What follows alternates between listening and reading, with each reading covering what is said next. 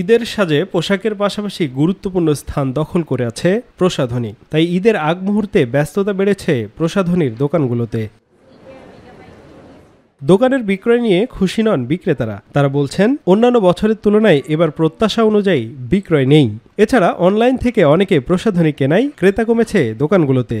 ব্যবসার পরিস্থিতি এবার খুবই খারাপ, আগের তুলনায় এখন অনেকটা কমে গিয়েছে, যে কারণে এখানের আমাদের বেসমেন্টে যে ব্যবসায়িকগুলি আছে তাদের অবস্থা পরিস্থিতি খুবই খারাপ হয়ে গেছে। আগের মতো আমাদের ব্যবসা হচ্ছে না। প্রতি বছরের তুলনায় এবার সেল অনেক খারাপ। তার মার্কেটিংয়ে যেহেতু আমরা কসমেটিক্সে আছি, দেখা গেলে এরকম হয় যে আমাদের এক দিনের সেল 50-60, তার উপরেও হয়। তো অন্যান্য তুলনায় এবার অনেক কম। সৌন্দর্যপ্রেমী মানুষ তাদের শেষ মুহূর্তের কেনাকাটা সেরে নিচ্ছেন। তবে পণ্যের উৎপত্তি স্থল এবং মান নিয়ে শঙ্কা রয়েছে ক্রেতাদের মনে। ব্লাশ, মাস্কারা, লিপস্টিক আর সবকিছু রিজনেবলের মধ্যেই আছে।